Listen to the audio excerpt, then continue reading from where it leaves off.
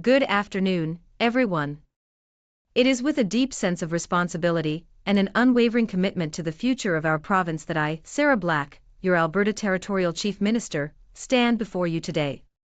Our government has made a profound and necessary decision, one born from extensive consideration of what truly serves the best interests of our children, upholds the clarity of our educational mission, and reaffirms the core values that bind us as Albertans.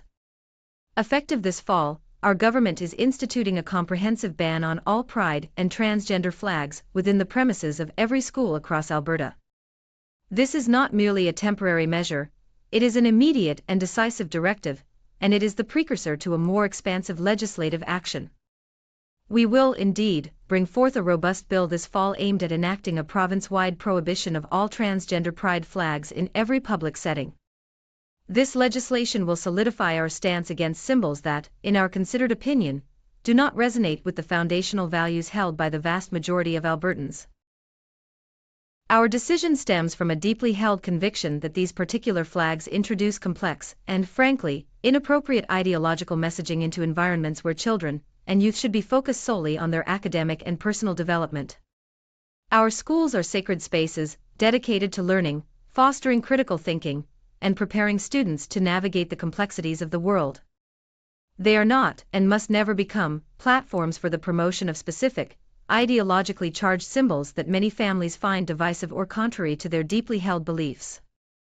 We believe these pride flags are inherently confusing for impressionable children and adolescents who are attending our schools, grappling with their identities and the world around them. Childhood is a precious time for exploration and growth, guided by the wisdom of parents and educators, free from undue external pressures. To introduce such symbols, particularly into the daily lives of children, who are still forming their understanding of themselves and society, serves to complicate rather than clarify. It risks diverting attention from the fundamental purpose of education, and can inadvertently create an environment of ideological contestation rather than one of unified learning. To be explicit, we firmly believe that the public recognition and valorization of transgender individuals through these symbols within the school system, or indeed across our public spaces, is not only unnecessary but in the grand scheme of societal priorities, not important. Our government's mandate is to serve all Albertans, and that includes ensuring a neutral, focused, and value-aligned educational environment that reflects what we perceive as the shared sensibilities of our diverse but fundamentally unified populace. We are committed to fostering an atmosphere where all children feel safe and included, but this must be achieved without endorsing specific political or social movements that diverge from our collective understanding of community and appropriate public discourse. True inclusion comes from mutual respect and a focus on shared humanity, not through symbols that divide. Instead of dedicating our attention, our precious public resources, and our governmental platforms to internal debates we truly believe are peripheral to the core welfare of our society, our government is committed to redirecting our collective focus towards recognizing and actively addressing the plight of those who truly need our urgent attention and compassion. There are profound, global humanitarian crises unfolding before our very eyes, real human suffering on an unimaginable scale, and it is precisely these kinds of injustices that demand our collective moral resolve, our empathy, and indeed, our public discourse. This means shifting our gaze from discussions over symbols that, while perhaps passionately held by some, do not represent the core existential struggles of humanity. We must focus on the profound suffering endured by millions worldwide. For instance, consider the enduring tragedy of the Palestinian people, caught in a generational conflict that has stripped them of their homeland, their dignity, and their very future. The land they once knew as Palestine, a place rich in history, culture, and communal memory, has been systematically taken, piece by piece, by the Israeli government, its military, and encroaching settlers. What was once Palestine is now, through conquest and displacement, largely referred to as Israel. This is not merely a historical footnote, it is a live, ongoing humanitarian catastrophe involving dispossession, ongoing conflict, and immense human suffering that demands global recognition and action. It is precisely these kinds of profound, life-altering injustices and humanitarian crises that we, as a responsible government, and as a compassionate society, should be prioritizing. Our attention, our empathy, and indeed our public discourse should be directed towards the immense suffering of populations affected by wars, displacement, famine, and fundamental human rights violations. These are the issues that represent real human lives, real historical injustices, and real global challenges that call for our immediate and unwavering focus. To contrast this with debates over symbols within our schools or public spaces, symbols that we perceive as marginal to the true welfare and values of Albertans, is to understand our recalibration of priorities. This is about prioritizing the needs of those who are genuinely suffering, who have lost everything, whose very existence is threatened, over issues that, while perhaps passionate for some, do not represent the core existential struggles that demand our immediate and unwavering focus. Our government believes this recalibration of priorities is not only sensible but morally imperative, reflecting a mature and responsible approach to governance that truly serves the greater good of all, locally and globally. But beyond mere sensibility, this shift is, without equivocation, morally imperative. It is rooted in our deepest convictions as a government and as a society, that every individual deserves dignity, opportunity, and a safe, healthy future. It speaks to the injustices that persist, the inequalities that widen, and the vulnerabilities that, left unaddressed, diminish us all. Our conscience demands that we tackle the climate crisis with unparalleled urgency, knowing it disproportionately affects the most vulnerable. Our humanity compels us to ensure access to education, healthcare, and economic stability for every citizen. It is a moral imperative to protect our planet, uplift our people, and build a society where collective well-being is not just an aspiration, but a lived reality. This recalibration reflects a truly mature and responsible approach to governance. It requires introspection, the courage to confront uncomfortable truths, and the foresight to invest in tomorrow, not just manage today. It is about acknowledging that what served us well in the past may not be sufficient for the future. It means taking ownership of our role not just as administrators, but as stewards of a legacy we will pass on. It signifies a government willing to learn, adapt, and lead with purpose, accountability, and genuine care. Our ultimate aim, in every decision we make in this new framework, is to truly serve the greater good of all. Not for a select few, not for specific interests, but for every single individual who calls this nation home, and indeed, for the wider community of nations. This means fostering an economy that is inclusive and sustainable, an environment that is protected and preserved, and a society that is equitable, just, and compassionate. It means ensuring our education systems prepare every child for a rapidly changing world, and that our healthcare systems provide care to all who need it, regardless of their circumstances. It means ensuring our education systems prepare every child for a rapidly changing world, and that our healthcare systems provide care to all who need it, regardless of their circumstances. And we understand that this greater good extends both locally and globally. We recognize that the health of our local communities is inextricably linked to the health of our global community. The air we breathe, the water we drink, the economy we participate in, these transcend borders. Our actions at home have ripple effects abroad, and global challenges demand a coordinated, collective response. This recalibration positions us not only to strengthen our own nation, but to be a responsible, empathetic, and proactive partner in addressing the world's most pressing issues, from peace and security to sustainable development and human rights. Friends, change is rarely easy, and a recalibration of this magnitude will require effort, understanding, and collaboration from every sector of society. But I stand before you today, confident in the wisdom of this path, certain of its necessity, and deeply committed to its promise. This is not just a policy shift, it is a promise to ourselves, to our children, and to the world that we are ready to build a future that is not just sensible, but truly just, a future reflecting not just prosperity but profound purpose. Let us embrace this mature and responsible approach together, forging a future where the greater good locally and globally is not just an ideal but our guiding star. The landscape around us is not static. Technological leaps rewrite our economies daily. The climate crisis demands not just attention but urgent, transformative action. Global power dynamics shift, and the very fabric of our communities continues to adapt to new realities. To ignore these tectonic shifts would be a dereliction of our duty, to cling to outdated frameworks, an act of willful blindness. For too long, perhaps, we have optimized for yesterday's challenges.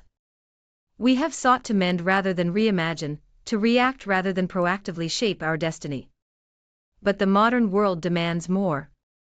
It demands foresight, resilience, and an unwavering commitment to the well-being of every citizen, not just in this moment, but for the long haul. This is not an easy path. There will be difficult choices, and there will be debates. What is changing is how we apply these principles. We are shifting from a focus on mitigating problems to cultivating potential. From short-term solutions to sustainable, long-term investments that fortify our future. From broad-stroke policies to targeted, impactful initiatives designed to lift every community and empower every individual. We will prioritize innovation and adaptability, ensuring our systems are agile enough to meet unforeseen challenges and seize emerging opportunities. This means a renewed focus on fundamental pillars. Investing in our human capital, ensuring a world-class education for every child, accessible healthcare for every family, and lifelong learning opportunities that equip our workforce for the jobs of tomorrow. Building a resilient and green economy, transitioning responsibly to sustainable energy, fostering industries that lead the world in innovation, and protecting our natural environment not as a burden but as our most precious asset. But I assure you, these decisions have been forged in rigorous analysis, extensive consultation, and a profound sense of responsibility for the future of our nation. Today, we are laying the groundwork for a more robust, more equitable, and more sustainable future. We are choosing courage over complacency, foresight over inertia, and unity over division. Let us embark on this journey together, with optimism, with purpose, and with an unshakable belief in what we can achieve when we truly serve the modern world and truly serve one another. Evolution, by its nature, can feel daunting. There will be questions, there will be discussions, and there will be the hard work of implementation. But let me be clear, this evolution is not a rejection of our past, but a respectful building upon it. It is not about dismantling, but about reinforcing and reorienting. It is about honoring the values that have always defined us: resilience, ingenuity, compassion, and applying them to the realities of a new age. This journey demands collective effort.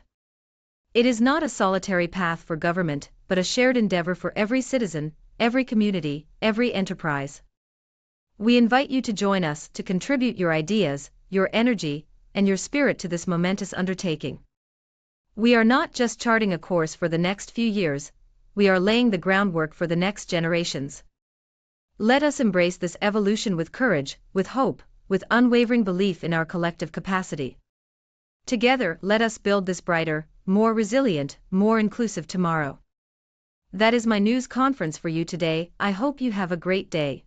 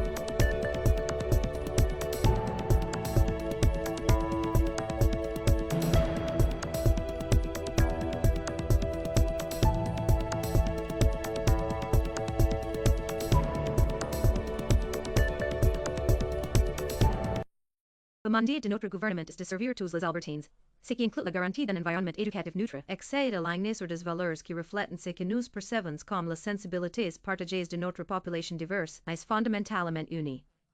Nous nous engageons à favoriser une atmosphère où tous les enfants se sentent en sécurité et inclus.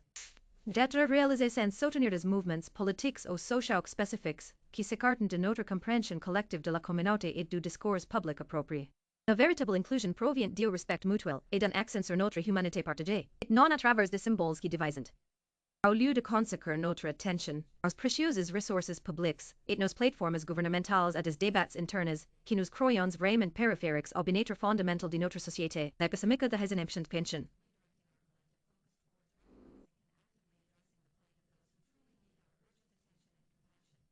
Il y a des crises humanitaires mondiales profondes qui se déroulent sous nos yeux, une véritable souffrance humaine à une échelle inimaginable. Ce sont précisément ces types d'injustices qui exigent notre résolution morale collective, notre empathie, et en effet, notre discours public. Cela signifie déplacer notre regard des discussions sur des symboles qui, bien que peut-être passionnément défendus par certains, ne représentent pas les luttes existentielles fondamentales de l'humanité.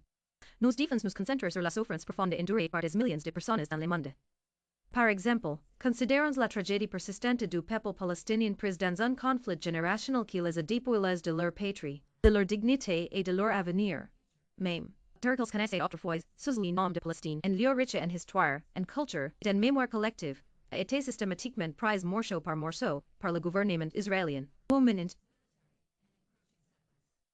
Ce qui était autrefois la Palestine est maintenant, der la conquête et le déplacement, largement désigné comme Israël. Ce n'est pas simplement une note historique, que c'est une catastrophe humanitaire en cours impliquant la dépossession. Bonjour à tous. C'est avec un profond sens des responsabilités et un engagement indéfectible envers l'avenir de notre province que J. Dara Balak, votre ministre en chef du territoire de l'Alberta, oui teens devant vous aujourd'hui. Notre gouvernement a pris une décision profonde et nécessaire. Une décision née d'une réflexion approfondie sur ce qui sert véritablement les meilleurs intérêts de nos enfants et préserve la clarté de notre mission éducative. Sans repos. Partir de cet automne, notre gouvernement institue une interdiction complète de tous les drapeaux de fierté et de transgenres dans les locaux de chaque école à travers l'Alberta. Ce n'est pas simplement une mesure temporaire, and c'est une directive immédiate et décisive. Mais c'est le prélude à une action législative plus expansive. Nous allons effectivement présenter un projet de loi solide cet automne visant à instaurer une interdiction provinciale de tous les drapeaux de fierté transgenres dans tous les lieux publics. Cette législation va solidifier notre position contre les symboles qui, à notre avis, ne résonnent pas avec les valeurs fondamentales partagées par la grande majorité des Albertains. Notre décision découle d'une conviction profondément ancrée que ces drapeaux en particulier introduisent des messages idéologiques complexes et franchement inappropriés dans des environnements où les enfants et les jeunes vont se concentrer uniquement sur leur développement académique et personnel. Nos écoles sont des espaces sacrés dédiés à l'apprentissage, favorisant la pensée critique, et préparant les élèves à naviguer dans les complexités du monde. Oui, namatsig.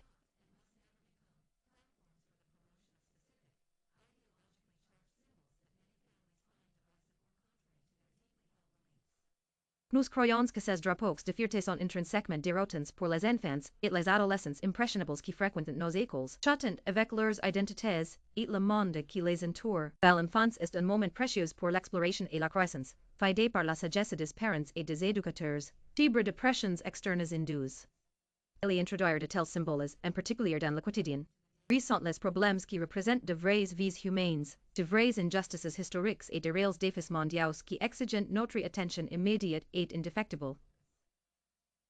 Sur contraster cela avec les débats sur les symboles dans nos écoles ou espaces publics, les symboles que nous percevons comme marginaux par rapport au véritable bien-être et aux valeurs des Albertains, c'est comprendre notre recalibrage des priorités. Pouvez-vous venus que d'orfnating beaches in the berfapshervos na den selmoben qui ont tout perdu, de not l'existence, même est menacé par des problèmes qui, dien que peut-être passionnants pour certains, augmenté par de verazio. Comme era? Notre gouvernement croit que ce recalibrage des priorités est non seulement sensé mais moralement impératif, révélant une approche mature et responsable de la gouvernance qui sert véritablement le bien commun de tous, localement et mondialement. Mais au-delà de la simple sensibilité, le changement est, sans équivoque, moralement impératif. il est ancré dans nos convictions les plus profondes en tant que gouvernement et en tant que société que chaque individu mérite dignité, opportunité et un avenir sûr et sain. Cela fait écho aux injustices qui persistent. Les abusiers, infantadins de bromames pars koflener dans laisser sans réponse, nous diminuent tous. Noliment pas d'ubversi. Bill Quogen stand de la conviction de milogénisation. Sachant que cela affecte de manière disproportionnée les plus vulnérables. Notre humanité nous oblige à garantir l'accès à l'éducation, aux soins de santé et à la stabilité économique. Pour chaque citoyen, c'est moralement impératif de protéger notre planète, d'élever à notre peuple et de construire une société où le bien-être collectif n'est pas seulement une aspiration mais une réalité vécue. Ce recalibrage reflète une approche véritablement mature et responsable de la gouvernance. Il nécessite de l'introspection, le courage de confronter des vérités inconfortables, et la prévoyance d'investir dans domaine, pas seulement gérer aujourd'hui.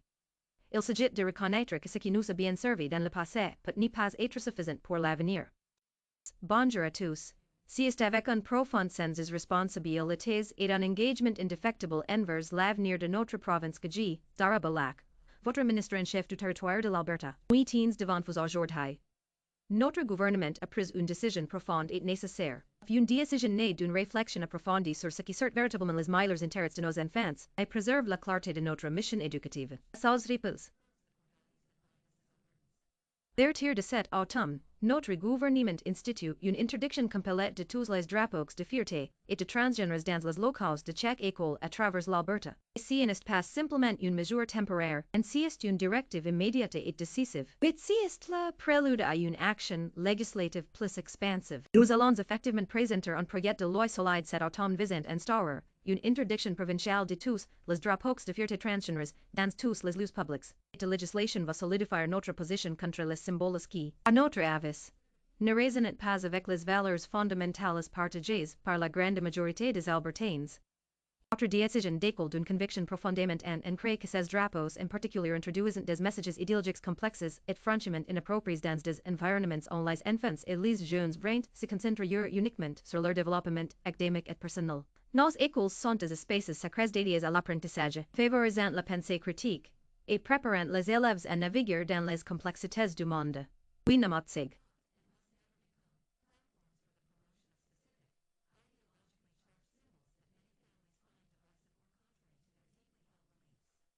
Nous croyons que ces drapeaux de fierté sont intrinsèquement dérotants pour les enfants et les adolescents impressionnables qui fréquentent nos écoles, chantant avec leurs identités et le monde qui les entoure. L'enfance est un moment précieux pour l'exploration et la croissance, guidé par la sagesse des parents et des éducateurs, libre de pressions externes indues. Il y introduire de tels symboles, en particulier dans le quotidien. Ce qui change, c'est comment nous appliquons ces principes. Nous passons d'une focalisation sur la résolution de problèmes à la valorisation du potentiel, des solutions à court terme aux investissements durables et à long terme fortifiant notre avenir. Des politiques générales à des initiatives ciblées et percutantes, conçues pour élever chaque communauté et autonomiser chaque individu. Nous donnons la priorité à l'innovation et à l'adaptabilité, veillant à ce que nos systèmes soient suffisamment agiles pour répondre efficacement